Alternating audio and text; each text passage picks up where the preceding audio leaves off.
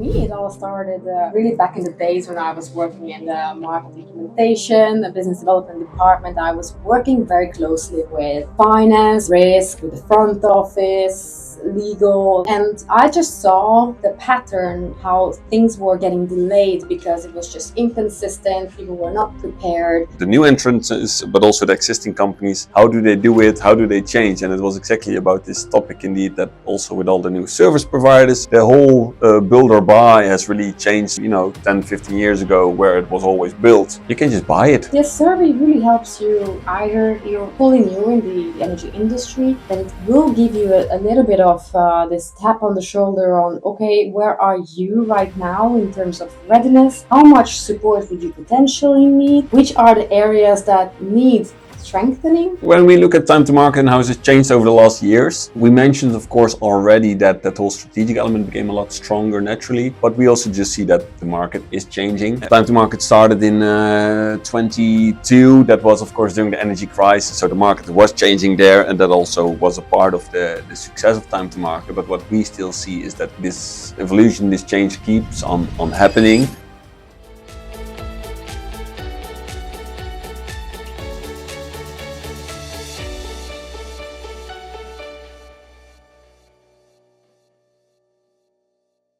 Hi, Paul. Hello. Welcome back to the studio. Thank you.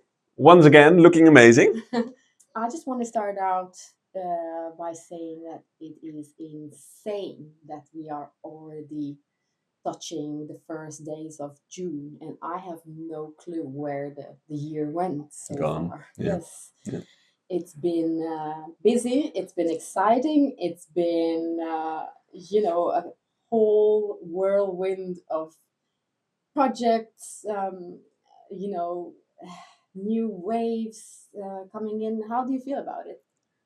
Same, mostly, but I'm just so surprised that then we have new client onboarding, we start the projects, they're like exciting and new, and you just go, you roll, you do the stuff, the registrations, and then suddenly they're live on all these markets, and then I'm like, where did time go? Yeah, and that's like, especially clients that onboard in Q4, they're now done, and of course we start new stuff, but it's surprising how fast the time flies. But also great to see how we keep growing our network, our relations, our friendships with the clients. Yeah. And they are happy, we are happy. And they say the same, like, ooh, okay, guys, we're going live. Is everything, in place? They start, I wouldn't say panicking, but like, okay, now they feel the pressure. Game on. Exactly. Yeah. The pressure of, okay, we're going live. How are we going to do it? Are we going with muscle, or are we taking it easy? Just get a little bit of taste of the market. And it's just nice to see how the different companies have their own little approach. And it's just super fun. Of course, there's no approach that fits all. And all these things are just, so ambitious. That's really the common denominator in all the clients that we have. Yes. And I wouldn't say only the clients, but also the people we're talking with. It's crazy how many people approach us nowadays. We see the ambition everywhere. And I think since it is a bit of a look back, I like to reflect on where we are now, where we started. And one of these big differences that we really see is where 3 years ago, when you started it all, you had to sit in these meetings and explain. It's nearly 4, Paul. Nearly 4. Time flies, people. You need to explain who is time to market, who are you, who are we, what do we do, and how do we create value. And luckily, that is not really necessary anymore. Now people just knock on the door, they come by and they say, okay, we got the intro from XYZ, we know what you do, let's talk business. And that's very different from really needing to explain what we do, how we do it, how we make a difference 4 years ago. Yes, exactly. Because first of all, but you know what? Instead of jumping back to how it was back then, why don't we maybe just start, flying back to the moment where this whole concept was brewing as an idea, and then how did it go for us? The behind the scenes, the nasty, kind of story. I think it could be fun because we've never really talked about it, or even if we did, it was just on the surface. And the reason why I am bringing this up is because we've had such a great call with someone from the industry, and just having a this honest chat, how things are going. And the person was saying, "Oh, you guys, your investors must Yeah. be super happy about it." And that was just a really fun anecdote, and we had a good laugh because nobody really knows how this all started, what brought us here today. And I thought maybe we could take a moment to Yeah. talk about it. Let's go. Yeah. But we be prepared for time travel, because we're, I think, soon nearly a decade back since that whole idea started brewing in your head already. So yes, we're 4 years old, but this has been growing and growing in your head for Yes, yes, quite a while. Yeah. it has. So for me, it all started really back in the days when I was working in the market implementation, the business development department. I was working very closely with finance, with risk, with the front office, legal, you name it. And I just saw the pattern, how things were getting delayed because it was just inconsistent. People were not prepared. Um, really coming to the meetings unprepared. I was holding presentations and asking questions nobody really could answer, and it was just so much waste of time.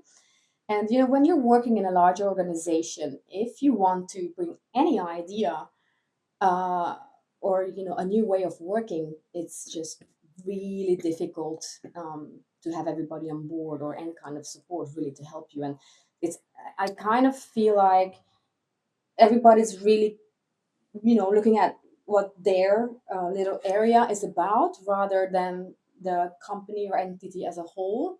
And it's just difficult then to find a mutual uh, understanding of, we're doing this because the trade floor, because they are the ones that bring the you know bread in the house, so to say. And so it was just really tough. And whenever I had ideas, it was always like shushed away, and then we just business as usual, we do the way we do it, and this is it, and make peace with it. And then what was frustrating for me is that the traders, they were really anxious to be on the market, and I was getting the uh, really the frustrations from them, because they were like, Esther, why aren't we there yet? Why does this have to take so long? I don't get it. And whenever I tried to explain to them, they will either, first of all, they didn't have time to No time, listen. no They time for couldn't, bullshit. yeah, they couldn't care less. Yeah. And they're like, that's not my problem. Go and fix it. Yeah. And I tried as much as I could, but I wasn't enough. No.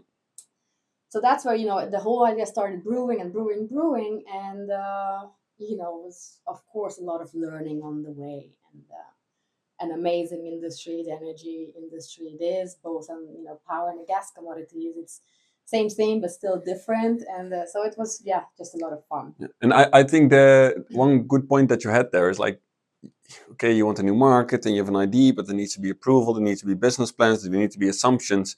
But the fun thing is that it's a bit hard making a business plan and getting approval if the unknowns are not known. Yes. And I think that's maybe what people sometimes forget. They think Yeah. we do market access, which means, okay, time to market, you do the forms and you send them out. No, yes, we do, but it's more than that, because we have solved the puzzle, we know the steps, so we have these answers. So making a business plan for a go no go to market suddenly becomes a lot easier because we have the answers. Exactly. Yeah. So already back then, getting to a new market was weeks of preparations, and like not weeks, months even, before we got to a point where a new product was approved, and then I could go out there and start doing the dirty work and get the whole paperwork in motion. So, but that preparation time basically can be fully eliminated because we know exactly what to do. We know exactly what strategies can be applied to these markets. And indeed, like so market access beyond the administration work, it's about this. It's the preparation. It's connecting the dots, connecting the geographies, connecting whole licensing procedures. It's a full maze of pre and after and during work. So I think the administration part is solely the tip of the iceberg. It's what the average people see. Yeah, Basically. and I think there has been a shift also internally and with us, that the strategic value has always been there, but how you started time to market with was with this idea that the administrative work, execution, the operations, that is going to be outsourced, and that remains true. But what has really changed over the last 4 years is how that element of strategic value was an idea and a concept back then, turned into one of the key drivers that we have with Time to Market right now. That, of course, also with the larger parties and the utilities, yes, they have all their people with legal compliance, back office forms, no problem. But still, the strategic value remains there. And we recently had one of the biggest utilities in Europe reaching out to us to ask, okay, but we are a utility, we have our entities everywhere, we have our assets, we do it really in our own structured way. But guys, you know how we can speculate in these markets, the assetless trading, what can you do where are the limitations, where not. Guys, please help us. And I think that, it feels a bit like a tap on the shoulder, that even though we are relatively modest in man count, we can still help the biggest parties here in Europe with the knowledge that we have acquired over all these years on doing all these registrations everywhere. And that strategic thing is really now, it's not a little flag we can wave, but it's just it's a big thing for us. Yeah. Yeah, but I think also the beautiful part in this is that, most of our clients, they do have their legal, they do have their risk, they do have really all these functionalities in the house that, do the work to keep the traders and the company safe, compliant, you name it. But what we offer, and this mix between the regulatory background and the actual trading, the front office experience, is so unique that it's really about the strategic part, as you said, Paul. It's connecting the dots, it's the trade, it's the regulatory and the blending of these, and that you apply to Europe and all the other regions, US, and you name it, we're there. And that's where really it's just such a value. We get it from all the clients, how amazing cooperation has been and how grateful we are. And in all honesty, it goes both ways. We're just so honored to work along, the most prestigious companies in the field. That it's truly amazing. And apart from these great relations with the clients, we have great relations with our counterparties as well. Also, at last time at Flame, with the TSOs, just having great time, bonding, saying how we really help each other. But one thing there that really gives a smile to my face every time when I'm in a meeting and the lead or the client says it makes me smile. Might not make them happy, but I get to like, yeah, we wrote to the TSO here, but we didn't get an answer. And sorry, but it makes me always smile, because it's so typical. The counterparties don't have the time to process all these questions and mails if they don't know what's in it for them, right? That's the world we live in. What's in it for me? What's in it for them? And if you need to answer all these questions, you don't get anything back in the foreseeable future. Is not worth putting the efforts in. And that's where we are fortunate that we have good relations that do make a difference. So we kind of became this cluster of knowledge because probably with 99.9% certainty, whatever questions they have, either to the TSO or regulator or whoever it may be in the chain, we know it. So it really saves a lot of time in the communication as well. But I wanted to jump right bit back to the Birth of Time2Market. That's where we were heading. That's where we sorry, folks. So for those the curious ones out there, once the decision has been made, of course, when you're entering, or like when you want to start a business, you need a little bit of, first of all, a really good idea. You have to solve someone's problem, and it has to bring a lot of value. And I knew that I have all these three, but I was not fully aware of the risks that I will set myself up for. I was just like, I don't care. I can do two, 3 projects. I can pay my bills. I'm gonna have time with the kids. Easy afternoons. Yeah. Didn't work out, It went horribly wrong, Paul. Horribly wrong. And so, like, funny enough, like we just got married the summer before, and typically they ask. For those who don't know, yes, we're married. Yes. So typically, when you get married, then you go out and plan your honeymoon, and you use maybe the money that you receive as a gift from your guests. And well, we like to travel, but we're in this loop of, will we go on a nice holiday, which we're gonna enjoy, a few days, maybe weeks, but then what then? But if you put the money into starting out something, oh, I would say it didn't come as an investment idea. It was No. like, let's rock and roll kind of it idea. was a let's rock and roll, but Yeah. it was also like, okay, let's just do the travel later, and now use this to buy me a computer and the contract. Basically, these are the two things that I used. And an office, yeah. Yes, and the office, of course, Yeah. and.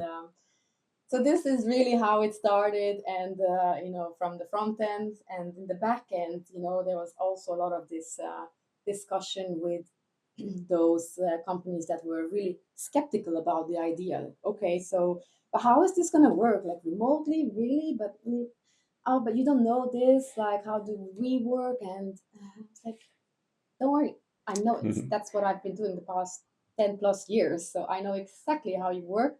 Probably you have your own different ways in some areas, but all in all, I know exactly what you want and how you want it, and I can help you get to this market faster. That's all I knew. Yeah, this is basically the birth of Time to Market. And I think it might have been said before, but what was the biggest surprise still is the trust. Just from day one, Yes, you were absolutely. getting contracts signed and you were building relations with people, and you were getting money from people who didn't even know you. But it Yes. was just the trust. And I think that was the biggest surprise of having Time to Market as a whole. And that has never changed, luckily. The No, trust no, remained there. But that absolutely. was a huge surprise. Like, these people actually trust me and my knowledge. Yeah, they do. And well, we have proven that it was for a good reason. But that was a Absolutely. nice I surprise. do remember indeed we've had this talk. I said, oh, like this person just handed over the full passport copies, bank account information, like all these private things you take such good care of. You literally don't share it nearly with anyone, and I'm in possession of these. Yeah. And they just know that we're never gonna abuse it. And but in the beginning, it was still this blind trust was not overwhelming, but I just it really took me by surprise. Because you were used with dealing all these sensitive documents Yes. before, but as an employee within the organization, suddenly then it's an external party doing it. And that was just a bit of a like, yeah. But Exactly. So and that just kept growing and growing, and the clients really did see the values that we brought to them, and so this little overwhelm just turned bigger and bigger, and more fun and exciting, and new products, new projects, and it's just, it hasn't stopped since. And it's still a journey that we enjoy and love so much. Yeah, so of course the first years were, it still is hard work. But in the first few, first 2 years, let's say, there was not much afternoons or weekends or holidays for that matter, because every minute was used so efficiently to, um, work on the projects. But for us, it's not just about that. We're in that sense, maybe crazy, but we're so perfectionists. Like we're just one of those people. We are really nitpicky, and we only deliver the best. And it did cause a lot of over hours, and but it was never, a tough work, because we enjoy it. And I think, in that sense, we're just really lucky as well to have children, because they are sort of a natural way of an anchor. an anchor, Yeah. indeed, to say, okay, stop now. It's just, you have to breathe a little bit as well. It's not all about work. There's also things outside work. So Yeah. But I think the short answer is Eszter miserably failed in getting more time for herself, but for the better. And so yes, it went. The ambition was 3 clients, 4 clients, 5 clients. We'll pay the bills, as you said.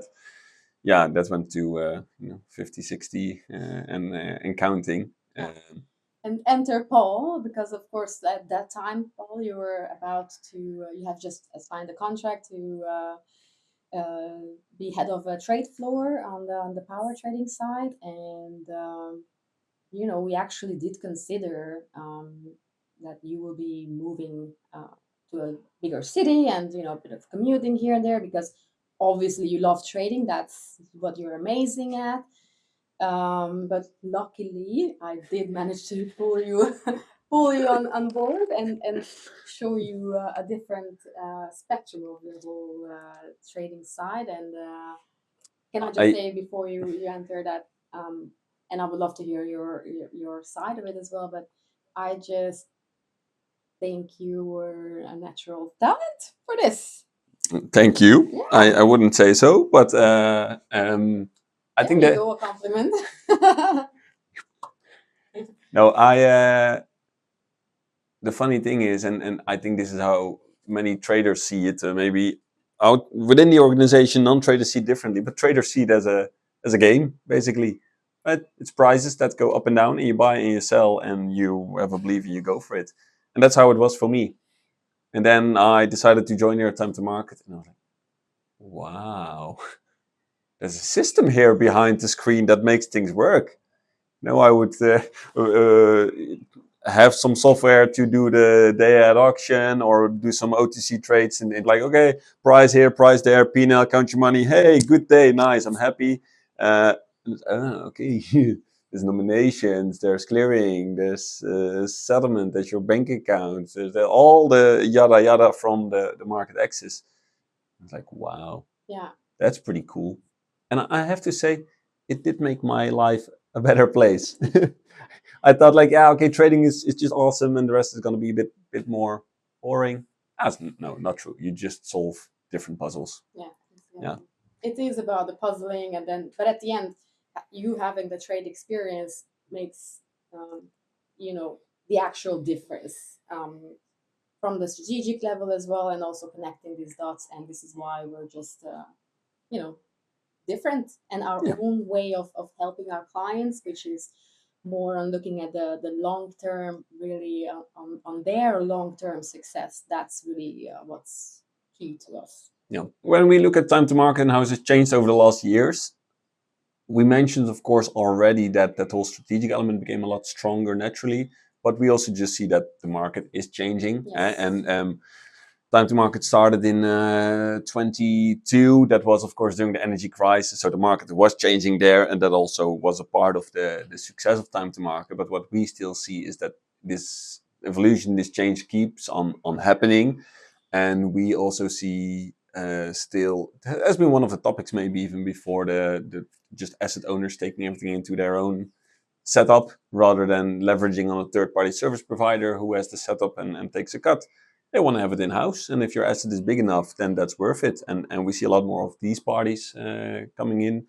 Industrials or the aggregators is still a hot topic. Everybody wants to optimize either a fleet of cars or other flexible assets. It's, of course, everyone with the batteries as well, or just simple aggregation, having your taking the assets of all kind of other people into your balance group for some optimization. And I think that is really the wave still that's now happening. And we get so many questions. And where it first was mostly on speculative trading, just BRP stuff, EPEX, Nord Pool, or the other local spot exchanges, and trading that for direct P&L, it really is moving to more and more questions on grid connectivity, asset connections, the optimizations, retail licensing, more complex DSO communication, technicalities.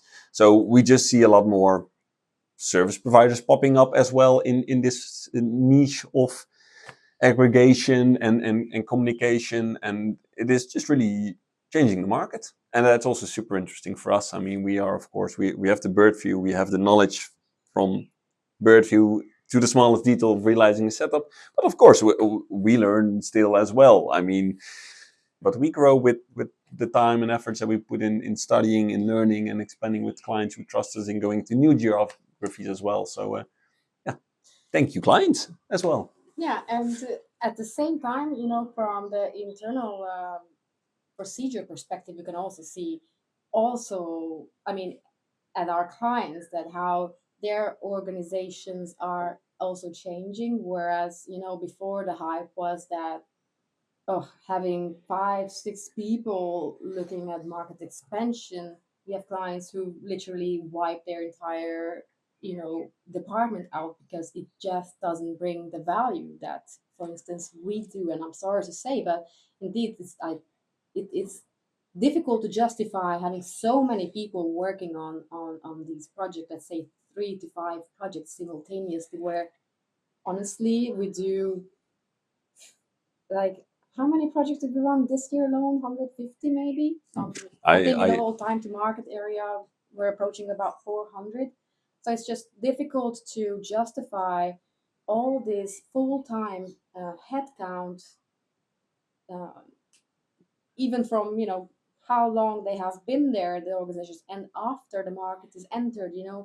What are you going to do? yeah. How are you going to keep them busy? So like, we can see a lot of our clients realizing this, and really just looking at their lean, well, as lean setup as possible, and cost justification as well. Yeah. As opposed to trading, the traders now have to perform in a very thin market, so to say, because there's a lot of market entrants. There's a lot of there's liquidity in the market, but at the same time, it's much more difficult to create a solid P&L, because there's just Yeah, that the conditions are not as it used to be. market There's is changing. market is changing. There's no more, arbitrage is long gone. So all these things, it makes just much more difficult for a trader to perform. And so also I see both from the smaller companies, but also from the larger organizations, how they are rethinking, reshifting their way of working, and really looking at how can we have as lean setup as possible. uh, there are a few companies out there who do an amazing job. Yeah, of course. I Yeah. want to say some still make really Yeah, really good money exactly. with the Yes, small setups. yeah, surprisingly Yeah. good, like really competing against the giant ones as well with as lean setup as possible. And I think that's just so amazing. Amazing. Yeah. Yeah, absolutely. Well done to Well those. done. Yeah, Yeah. to all of those. So And I think this was also one of the topics of a panel I was lately on, where it was exactly about this topic. Like, if the new entrants, but also the existing companies, how do they do it? How do they change? And it was exactly about this topic, indeed, that also with all the new service providers, also for all the scheduling and all, the whole build or buy has really changed from, 10, 15 years ago, where it was always built. You can just buy it. yeah, You can buy your TSO scheduling. You can buy your forecast. You can buy your algo trading. You can buy your market access. And if you want to minimize your operational cost and go for maximum efficiency, you can literally trade all the physical spot markets in the European markets with a company of 3, 4, 5 people. yeah, You're good yeah, to go. You exactly, can do it. exactly. Yeah. Yeah. But also those, traditional, let's say, larger companies as well, who already have all these departments. Those we are working with, it's not like they don't have the resources. Of course they do. They Yeah. have, like, and literally they have the best employees ever, because anyone who's hired at these companies have gone through a multitude of these rosters, and personality matching and all these, and it doesn't matter, because we bring really the strategic value that they just don't have it. Um, People like yourself who traditionally entered the markets, you start with 1 or 2 or 3, you scope and you learn some new stuff, but it's all with the condition of your setup, your company, your plans, and your expected activity, physical, financial, long-term, short-term, whatever. But it's a one-case thing. And then you learn that, maybe you switch jobs and slightly different scenario, maybe a few different markets, but it's still sort of one path that you follow. But we follow that path now as Time to Market, not one time, but we follow it literally for every client. So it is, how is it for the UK? How is it for Swiss? How is it different in every canton when you need to get all these license documents for a French regulator? How is it for the EU? How is it for, let's say, non-European countries? How do you do that? What if your bank account is in the Cayman? What if there's a Jersey holding above it? What if there's other complexities? And how does it work then for getting physical set up in these markets? How is it different for power and for gas? What about the bank account? What about the IBAN? What about Imbalance settlement, invoicing, self-billing, SEPA payments, CHEPS payments in the UK, bank guarantees, original text, English text, flexibility, non-flexibility, EZ, you name it. It just goes on and on and on. And because we do that for all these markets, for all the different clients, yeah, it just feels like nearly sort of a Monte Carlo simulation where you just have all these different possibilities of outcomes that you look at. And that's where we offer the strategic value. And and this goes for the US or other regions as well. And I like these discussions when we have with the clients, like they try to, let's say, compare a Japanese market with a European market, and or the US markets with some other markets as well. And to a certain extent we can agree, but then there's also this but, and that's really it's, they say it so many times, but the devil is in the the details. Yes, it really is. And that brings me back to one thought, which was also on the panel. The topic was, of course, AI. AI. I don't like the topic, And the alpha. but the whole AI thing was the discussion on how it can be used on optimization and efficiency and winning time and getting knowledge more easier. And I think it's all true. And specifically on AI, I think there's some shops out there that have amazing P&L just by using, I don't know if it's machine learning or automation or AI, but at least some of that fancy stuff. But on the topic, I was like, market access and AI, it's just not the same. And I would like to see it as AI is statistically probably pretty good. If you have some AI and you make 1,000 trades, maybe 800 or 900 are really good. But we see market access to a new destination as one trade. And do you want to make that bet on 80, 90% sure that it's going to work on one trade? If you need to put all that money into it and all the resources and all the technical setups, integrations, opening bank accounts even, do you want to do that if you're 80% certain? No. And that's why, of course, we use AI as well. We have our cloud, we have our ChatGPT, but it's a research tool for filling some gaps. But the devil is in the details, and it's always missed or wrongly presented by these AIs. It is. Of course, the opinions will differ here, but the way I see AI, it's should never be used as the sole reference or the replacing, let's say, humans, but it can definitely help you to accompany your research, or at least to give you the basic understanding of the market. How does it work? And I am also a little bit worried about the AI, as once you start to have dialogue with your agent. I mean, these are also simulate particular scenarios as well, and you don't know where it's heading. It most likely will always agree with you, but at the same time, you just like you like it is nearly impossible to rely on anything that's presented to you, of course. But at the same time, I have to say that I do think it's nice that we have AI in terms of market access, because the conversations that we have with those clients who have more time to dig themselves a little bit into the topic, at least are now to some level they understand the market. So it's more educated more by educated base. indeed. Yeah. Like it starts at a level where, okay, you have a little bit of understanding now. I get it. I can also see that it's from either Claude or ChatGPT, whatever it may be. But at least now we start to have some sort of discussion, and then the Yeah. rest we will fill that in. But that's not something that they will ever find with AI, and at the same time, AI will never execute these. It will never replace the human relations. Um, so it's I do see it as a tool to really complement your work. And that's what it is. And I think even last week we had an interesting discussion about the Japanese market with a party who just shared, how do you call it? Just simple documents, an overview, a quick analysis on the Japanese market, and we could see straight away to the amount of detail that went in some directions. Like, yeah, they wouldn't know this for sure, and what they write here is true. But if you take just a few of these one-liners with specific facts, it's just the whole synergy, and the bird view just misses. But it doesn't matter, because the dialogue that you're having can go straight into detail and where they are wrong and where they are right.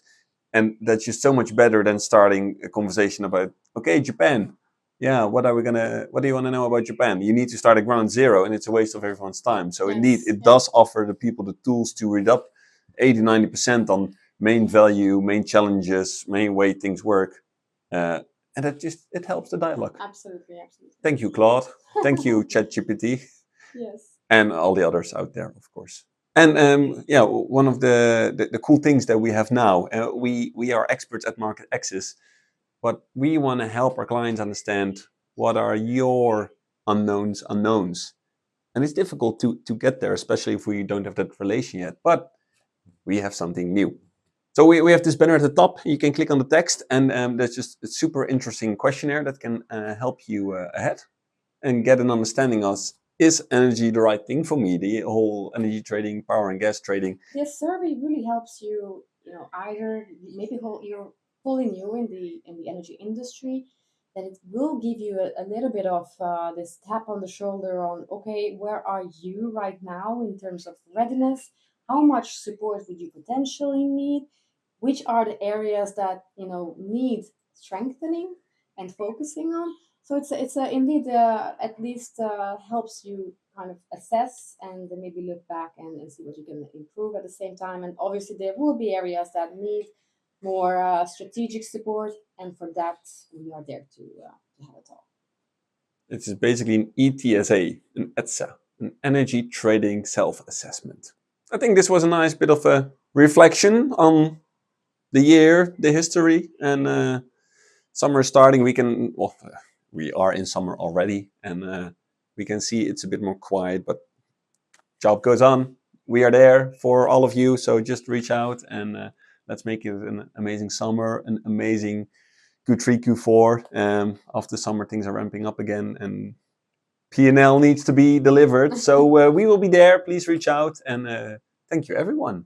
Yes, thank you for supporting our journey, for being there with us in the energy industry. After all, I think I'm not the only one that feels like that, but it is one big family in a way, and we just love it.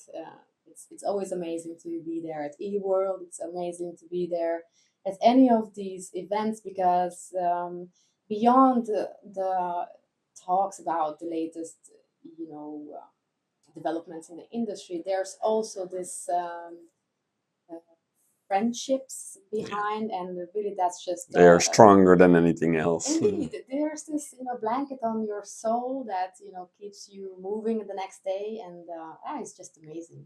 It's really nice to be part of this family. Yeah. So thank you, industry. Thank you, clients. Thank you, partners. Thank you, people. Enjoy your summer. Enjoy.